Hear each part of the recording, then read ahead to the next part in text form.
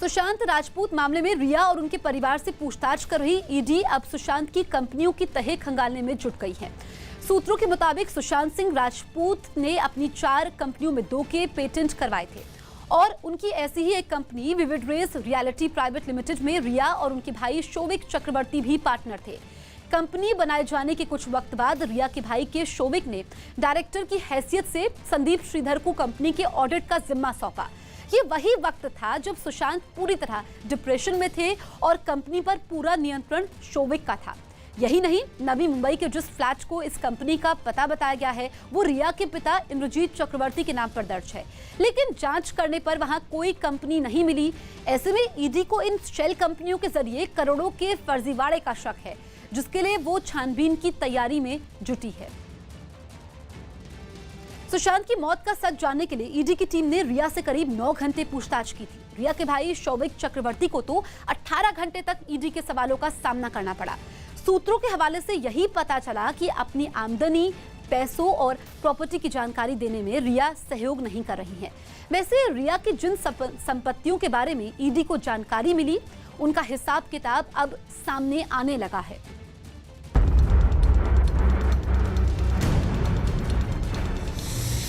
सुशांत आत्महत्या केस में रिया चक्रवर्ती मुख्य आरोपी बन गई हैं।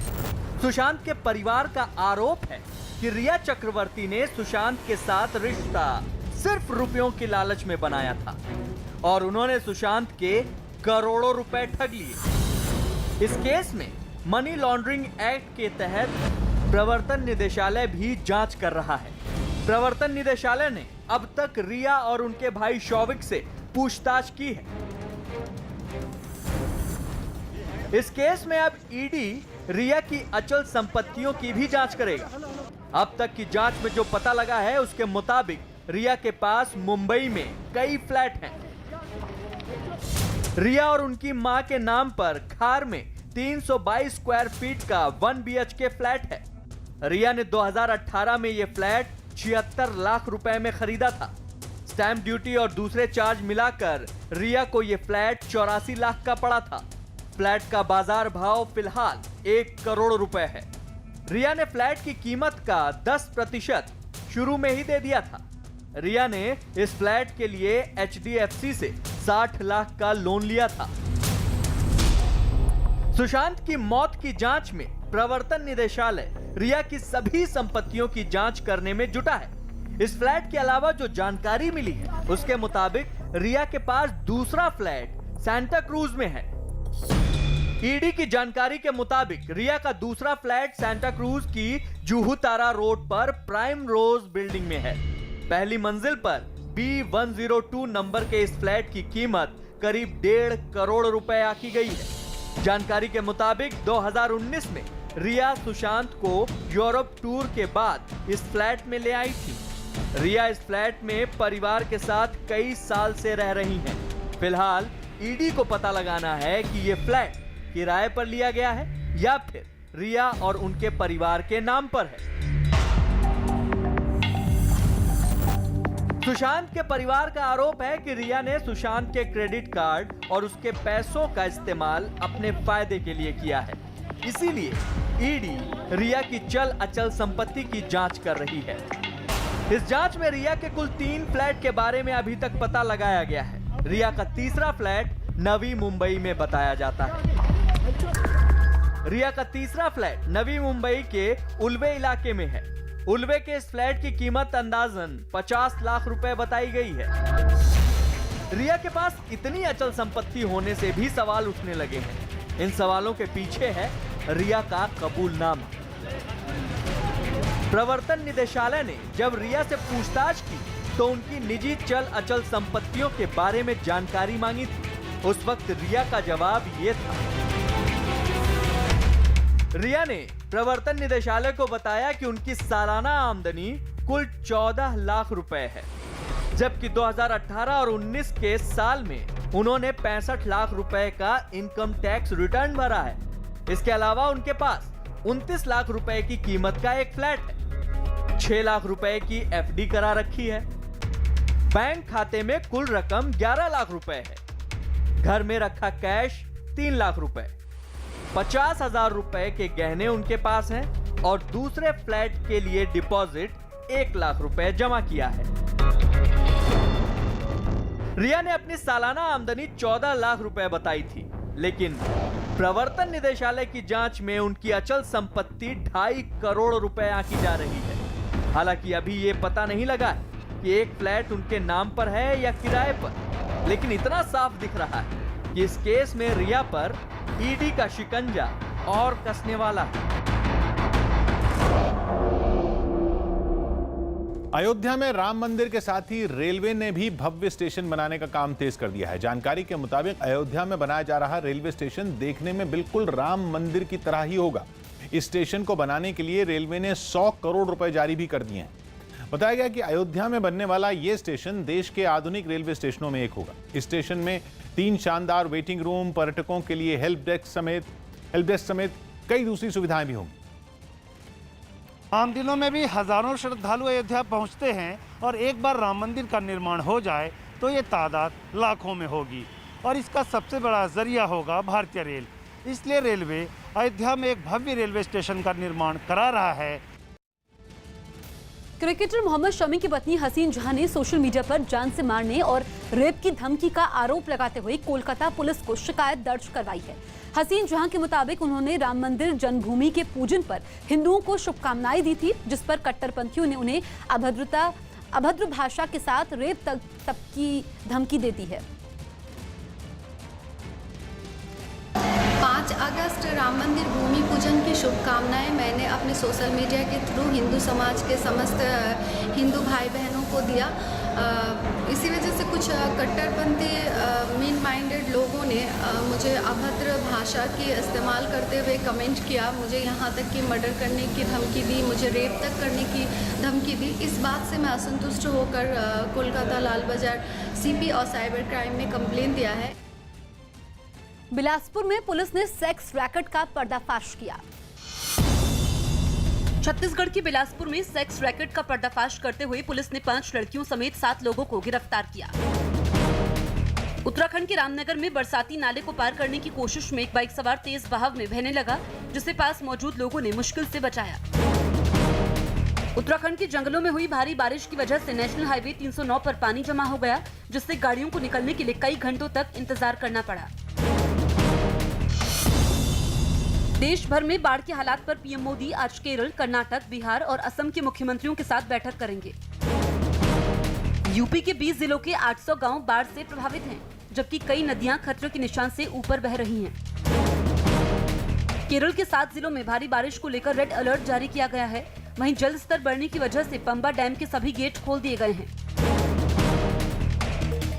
देश के कई राज्यों में बाढ़ से हो रही तबाही के बीच पीएम मोदी आज मुख्यमंत्रियों के साथ बैठक करेंगे।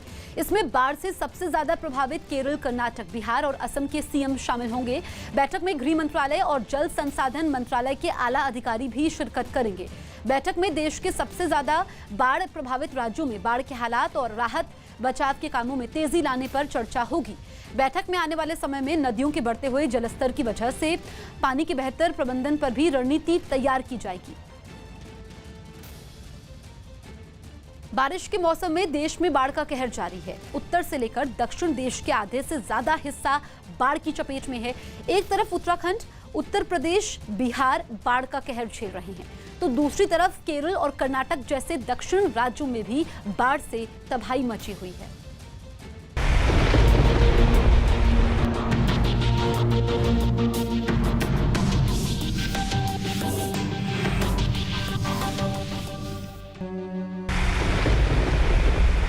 जल प्रहार ने उत्तर से लेकर दक्षिण भारत तक हाहाकार मचा दिया है।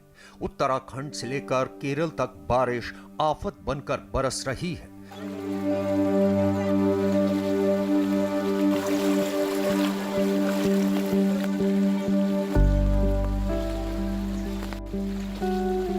लगातार हो रही बारिश की वजह से पहाड़ भी चूर-चूर होने लगे हैं, जिसकी वजह से लोग दहशत में हैं। बिहार में तो लाखों की आबादी बाढ़ की मार झेलने को मजबूर है। हजारों गांव बाढ़ की वजह से टापू में तब्दील हो चुके हैं। लगातार हो रही बारिश की वजह से नदियां उफान पर हैं और अपने तटबंध तोड़कर रिहायशी इलाकों में घुसने को आमादा हैं।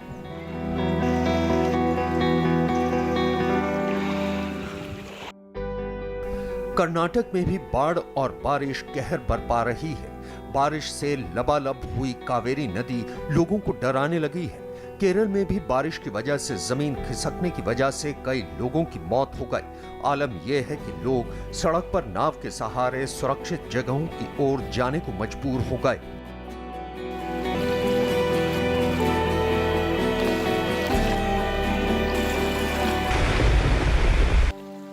आधा हिंदुस्तान बादलों से बरसती आफत के साए में बेबस बैठा है।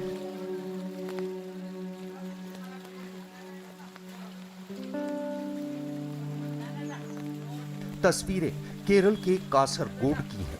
केरल के कई जिलों में बारिश थमने का नाम नहीं ले रही। राज्य की तमाम बड़ी नदियां खतरे के निशान के ऊपर बह रही हैं, जिनका पानी तेजी से रिहायशी इलाकों में दाखिल हो रहा है। कासरगोड इलाके में भी तेजस्विनी नदी का पानी बस्तियों में दाखिल हो चुका है, जिसकी वजह से 300 से ज्यादा परिवारों को नावों की मदद से सुरक्षित जगहों में शिफ्ट किया गया।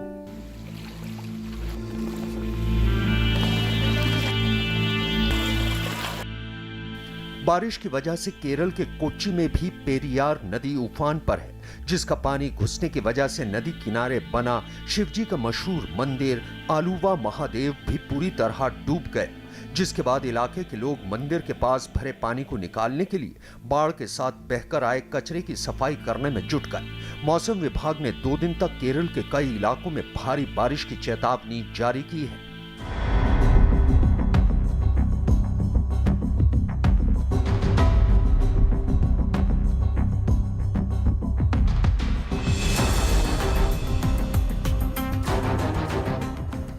केरल की इडुक्की में भी लगातार हो रही बारिश की वजह से जमीन खिसक गई। इडुक्की में जमीन खिसकने से हुए हादसे में लापता लोगों की तलाश में राहत और बचाव अभियान चलाया जा रहा है। यहां से जो तस्वीरें आई उनमें कई टीमें राहत और बचाव के काम में जुटी दिखाई दी। बताया गया कि जिस जगह यह घटना हुई वहां चाय के बागान में काम करने वाले मजदूरों की एक कॉलोनी थी, जो जमीन खिसकने के बाद आए मलबे में पूरी तरह दब गई। इस हादसे में मरने वालों की संख्या बढ़कर 27 पहुंच चुकी है। मलबे में दबे लोगों को निकालने के लिए खुदाई करने वाली मशीनों को मलबा हटाने में लगाया गया है।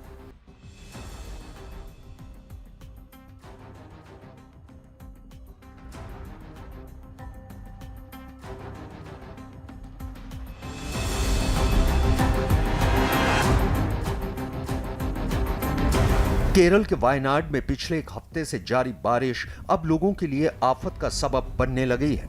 लगातार हो रही बारिश की वजह से शहर की एक कॉलोनी बारिश के पानी के साथ बहकर आए कीचड़ की चपेट में आ गई, जिसकी वजह से 2 मकानों को भारी नुकसान पहुंचा है। मौसम विभाग ने वायनाड में 11 अगस्त तक भारी बारिश की आशंका की वजह से रेड अलर्ट जारी किया है।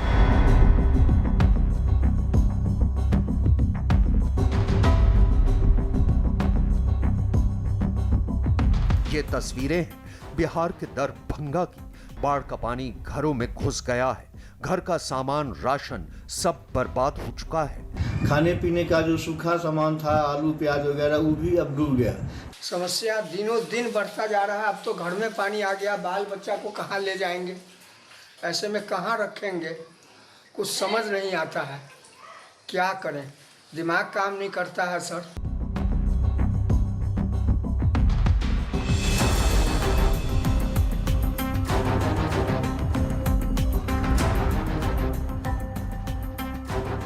बिहार में बाढ़ की मार झेल रहे लोगों के बीच अब खाने पीने की समस्या खड़ी हो गई है। अब तक बिहार के 16 जिलों के 70 लाख लोग बाढ़ की चपेट में आ चुके हैं। शहर के एक मोहल्ले से सामने आई तस्वीरों में सभी मकान पानी में डूबे दिख रहे हैं। वहां की सड़क नदी में तब्दील हो गई और उस पर नाव चलती नजर आई। कुछ लोग इस नाव पर बैठकर गांव छोड़कर दूसरी जगहों पर जाते दिखे।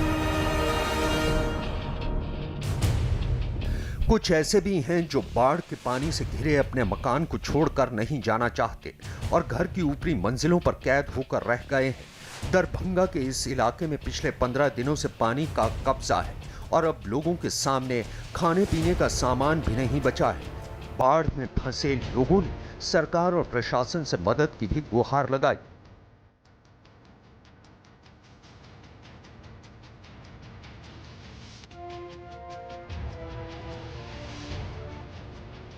बिहार के मुजफ्फरपुर में बागमती और बूढ़ी गंडक नदी कहर बरपा रही हैं।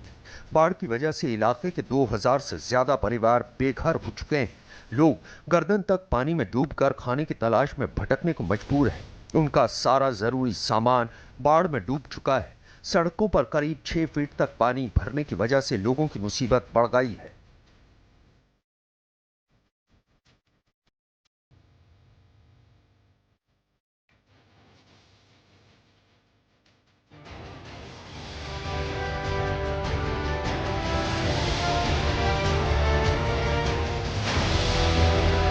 बिहार के समस्तीपुर में भी बागमती नदी ने अपने तटबंध तोड़कर कई गांवों को अपनी चपेट में ले लिया है।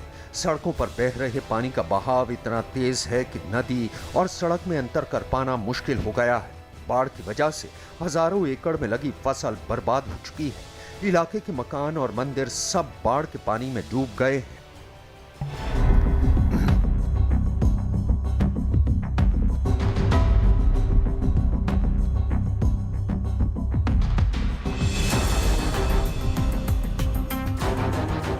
बिहार के बेगूसराय में लगातार हो रही बारिश की वजह से बलान नदी पर बने बांध के टूटने की आशंका से लोग दहशत में हैं।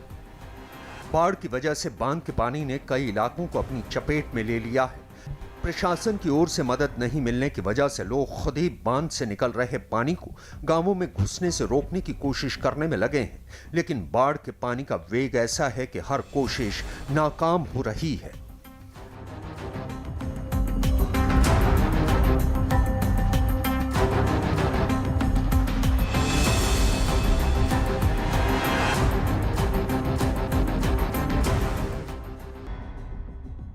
उत्तर प्रदेश के गोंडा में सरयू नदी का तटबंध टूट गया, जिससे कई इलाकों के पानी में डूबने का खतरा बढ़ गया। वहां बाढ़ को रोकने के लिए बने बांध पर पिछले कुछ दिनों से दबाव बन रहा था, जिसकी मरम्मत नहीं होने से बांध टूट गया और सरयू के प्रचंड वेग ने धरती को काटना शुरू कर दिया। धार के सामने जो आया पानी में बह गया। बाढ़ के खतरे को देखते हुए तटबंध के करीब बसे लोग अपना सामान समेटकर गांव छोड़ने पर मजबूर हो गए। जानकारी मिलते ही प्रशासन के लोग भी घटना वाली जगह पहुंचे और तटबंध टूटने से होने वाले नुकसान का मुआयना किया। जो तकरीबन 40 से 45 मीटर के बीच में वो कटान हुई है। अभी तक जानकारी मिली है वो आबादी क्षेत्र में धीरे धीरे से पानी पहुंचना शुरू हो रहा है। उत्तराखंड के रुद्रप्रयाग में भारी बारिश से पहाड़ खिसक कर सड़क पर आ गया। इसकी वजह से केदारनाथ यात्रा पर ब्रेक लग गया।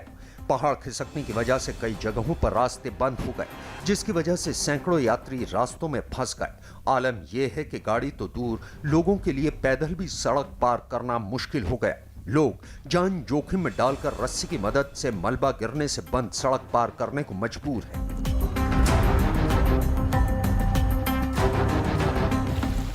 भारी बारिश और बाढ़ से आधा भारत बेहाल है, लेकिन ये परेशानी अभी थमने वाली नहीं है, क्योंकि मॉनसून के बादल अभी और बरसेंगे।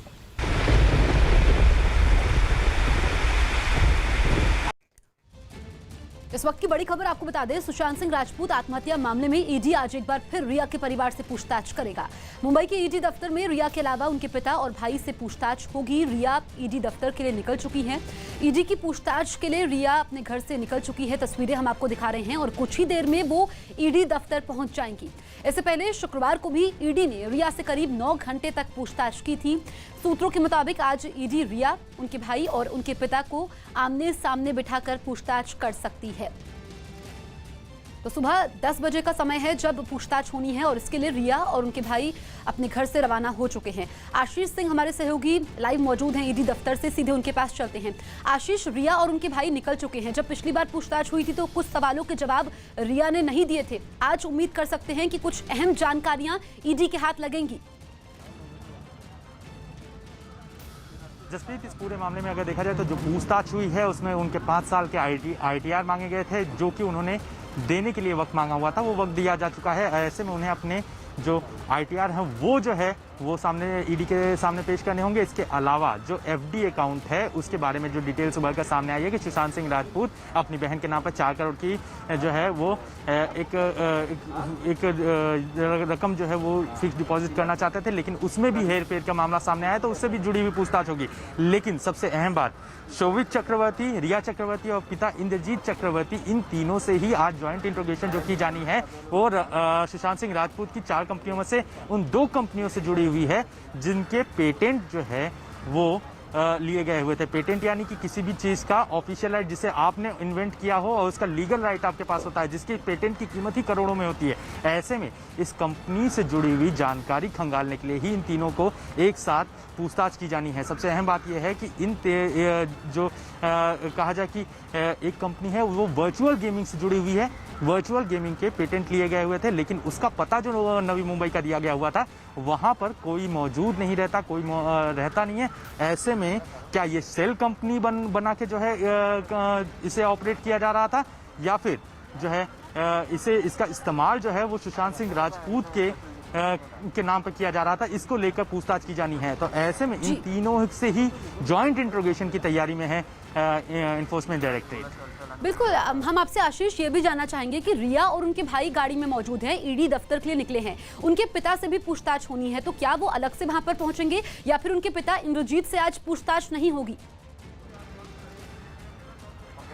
जी, इस समन इशू किया गया है और आज का ही समन है, यानी कि साफ तौर पे इस पूरे मामले में अगर देखा जाए तो ईडी के दफ्तर में ही आज रिया चक्रवर्ती, उनके भाई शोभिक, जिनसे पहले ही करीबन 18 घंटे की पूछताछ की जा चुकी है, इसके अलावा उनके पिता इंद्रजीत चक्रवर्ती, इन तीनों से ही पूछताछ की जानी है। इसके अलावा सिद्धार्थ पिठानी को भी जो समन किया गया है उनसे भी पूछताछ की जानी है। तो कुल मिलाकर देखा जाए तो पहले इन लोगों की ईडी की अलग अलग टीमें जो हैं वो अलग अलग बयान दर्ज करेगी इन कंपनीज को लेकर। खासतौर पर शेल कंपनीज का मामला उभर कर सामने आया है, जिसमें एक पते के ऊपर जो है 2 कंपनियां रजिस्टर्ड होती हैं, जिसमें शोभिक और साथ ही साथ सुशांत सिंह राजपूत, रिया, ये डायरेक्टर होते हैं, लेकिन वो कंपनी एग्जिस्ट ही नहीं करती। उसको लेकर अलग अलग पूछताछ की जाएगी। इसके बाद इन तीनों के ज्वाइंट इंट्रोगेशन की तैयारी में इन्फोर्समेंट डायरेक्टरेट है। कहीं ना कहीं अहम खुलासे, अहम जानकारियां जो है वो ईडी को मिल सकती हैं, लिहाजा इन तीनों के ही पूछताछ के लिए अलग अलग टीमें रिफॉर्म की गई हैं ईडी की तरफ से। बिल्कुल आशीष, आप नजर बनाए रखिए, हम आपके पास वापस लौटेंगे। बढ़ते हैं आगे।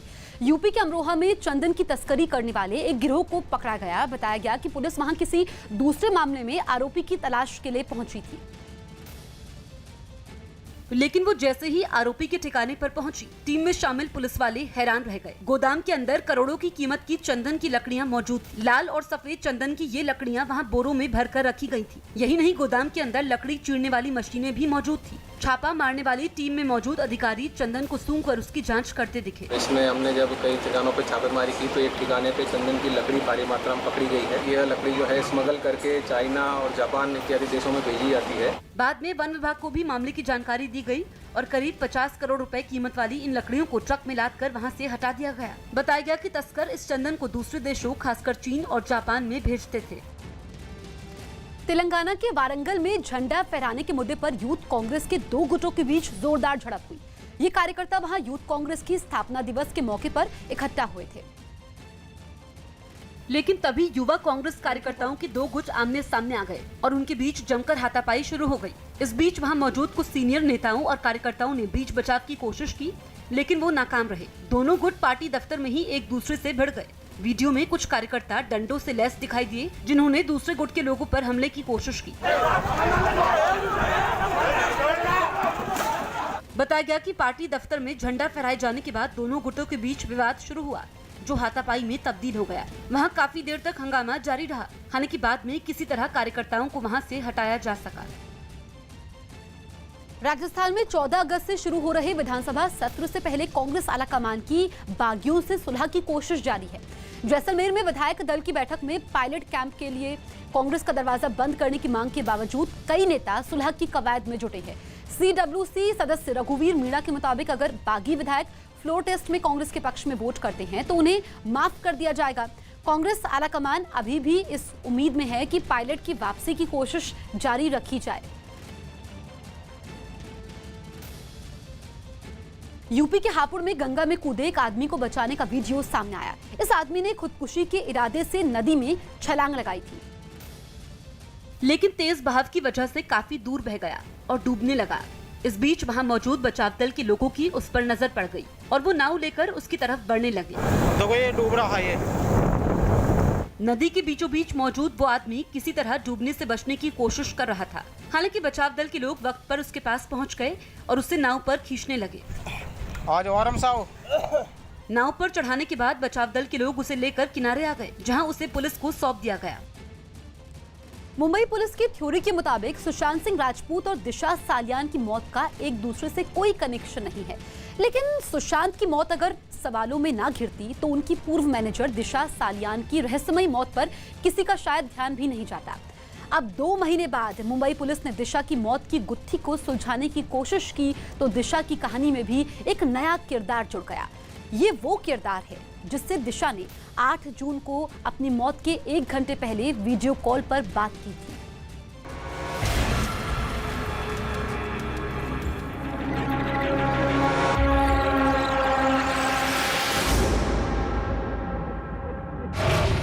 दिशा की मौत की मिस्ट्री से जुड़ा एक और किरदार। मुंबई पुलिस ने किया दिशा की दोस्त अंकिता का बयान दर्ज।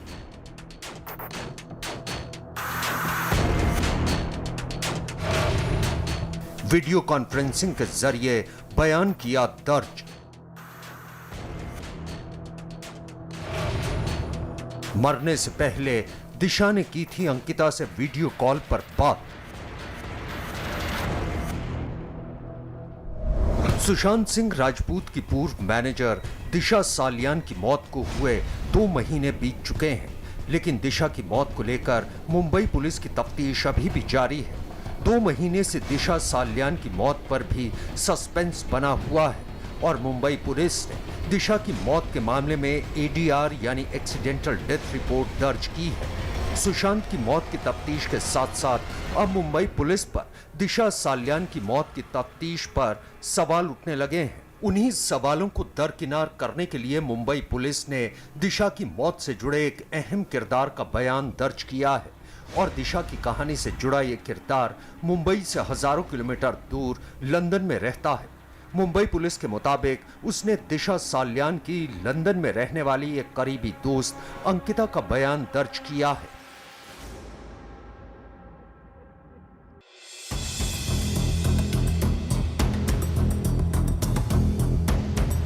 हैरानी की बात यह है कि मुंबई पुलिस ने अंकिता का बयान दिशा की मौत से पहले एक पार्टी के वीडियो के 2 महीने बाद सामने आने के बाद दर्ज किया है। इस वीडियो के बारे में यह दावा किया जा रहा है कि ये 8 जून को हुई उस पार्टी का वीडियो है जिसमें दिशा अपनी मौत से पहले शरीक हुई थी। अब मुंबई पुलिस ये पता लगाने की कोशिश कर रही है कि दिशा ने अंकिता से आखिरी बार क्या बात की थी। मुंबई पुलिस के सूत्रों के मुताबिक पार्टी के दौरान दिशा ने अंकिता से वीडियो कॉल पर लंबी बात की थी। बातचीत करते वक्त दिशा ने अंकिता से अपनी किसी परेशानी का जिक्र किया। अंकिता से बात करते हुए दिशा रोने लगी थी। पुलिस जानना चाहती है कि आखिर दिशा ने अंकिता से क्या बात की और वो किस बात पर रोने लगी थी। क्या अंकिता को अंदाजा हो गया था कि दिशा कुछ करने वाली है?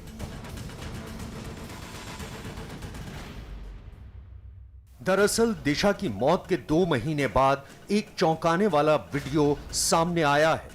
दावा किया गया है कि यह वीडियो 8 जून की रात को हुई एक पार्टी का है, जिसके 1 घंटे बाद दिशा सालियान की मौत हो गई थी। सुशांत सिंह राजपूत की पूर्व मैनेजर दिशा सालियान के इस वीडियो को लेकर इसी बात का दावा किया जा रहा है कि जिस रात दिशा की मौत हुई उससे ठीक 1 घंटा पहले दिशा और उसके साथी इस पार्टी में खुशी से झूम रहे थे। वीडियो में साफ देखा जा सकता है कि पार्टी की तस्वीरों को खुद दिशा सालियान ही अपने कैमरे से रिकॉर्ड कर रही हैं। इतना ही नहीं, फिल्म मिशन कश्मीर के गाने पर दिशा और उसके दोस्त डांस कर रहे हैं। तो सवाल उठता है कि आखिर दिशा सालियान की मौत की वजह क्या है।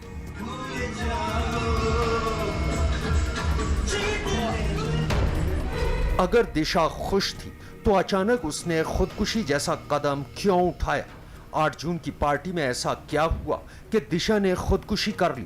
क्या दिशा साल्यान और सुशांत की मौत का आपस में कोई कनेक्शन है?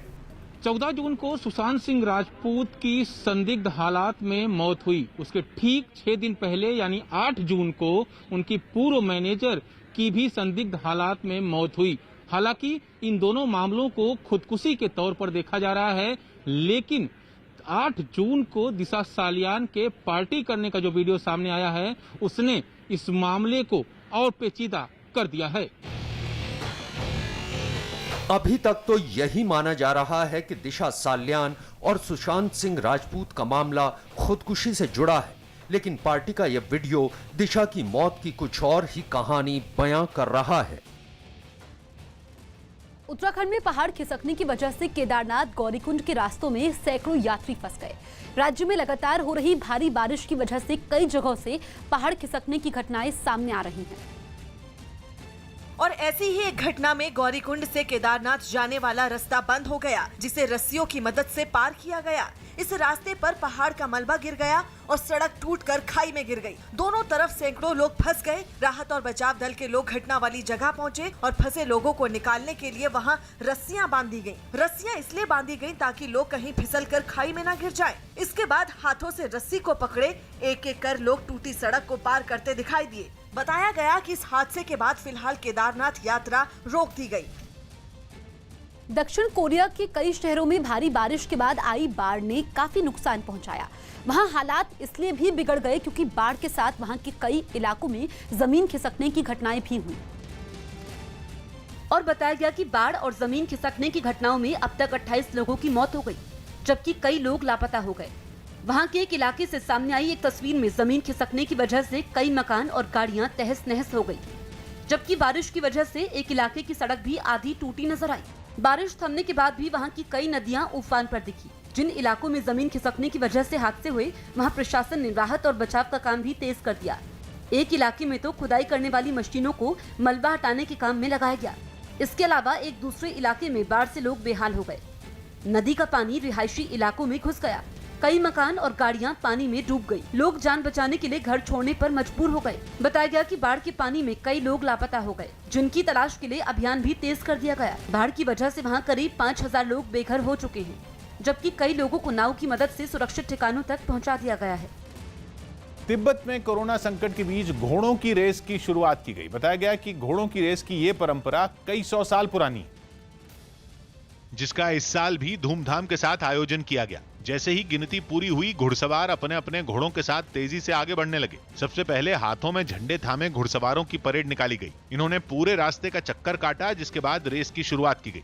रेस शुरू होने से पहले वहां खास तरह के नगाड़े बजाए गए, जिनकी धुन पर तमाम घुड़सवारों और घोड़ों ने दौड़ना शुरू किया। कई घोड़े तो बिना सवारों के ही दौड़ते दिखे। इस दौरान कई छोटे बच्चे भी तेजी से घोड़ा दौड़ाते नजर आए। इस अनोखे फेस्टिवल में शामिल होने के लिए वहां बड़ी तादाद में लोग भी पहुंचे, जो घुड़सवारों का हौसला बढ़ाते दिखाई दिए।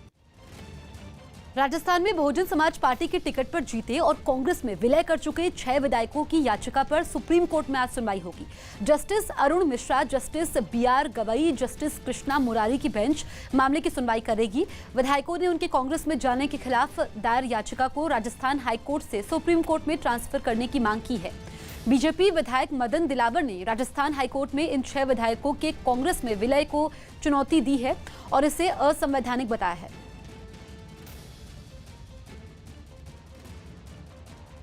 दिल्ली में यूथ कांग्रेस के स्थापना दिवस पर बेरोजगारी के खिलाफ रोजगार 2 अभियान की शुरुआत की गई। यूथ कांग्रेस ने केंद्र सरकार पर देश के बेरोजगारों को नौकरी नहीं देने का आरोप लगाया और इसी मुद्दे पर अपने अभियान की शुरुआत करने के लिए यूथ कांग्रेस के दिल्ली दफ्तर पर कई कार्यकर्ता इकट्ठा हुए। इन लोगों ने सामाजिक कुरीतियों से लड़ने, सभी जाति धर्म में एकता का संदेश देने की शपथ भी ली। सद्भावना एवं सर्व धर्म संभाव के सिद्धांत को बनाए रखेंगे। राहुल गांधी ने लोगों से यूथ कांग्रेस की इस मुहिम के साथ जुड़कर रोजगार के लिए आवाज उठाने की अपील की। रोजगार 2 प्रोग्राम से आप सब जुड़िए और यूथ कांग्रेस के साथ मिलकर देश की युवाओं को रोजगार दिलवाएं। यूथ कांग्रेस ने यह भी दावा किया कि रोजगार 2 अभियान सड़क से लेकर संसद तक उठाया जाएगा। बड़ी खबर आ रही है चीन और पाकिस्तान के सैन्य गठजोड़ से जुड़ी हुई। सूत्रों के मुताबिक भारत से जारी तनाव के बीच चीन लगातार पाकिस्तान को सैन्य मदद दे रहा है। जानकारी के मुताबिक चीन ने पाकिस्तान को कॉम्बैट यूएवी दिए हैं। ये एक तरह का हथियारबंद ड्रोन होता है जिसका इस्तेमाल पाकिस्तान भारत के खिलाफ कर सकता है।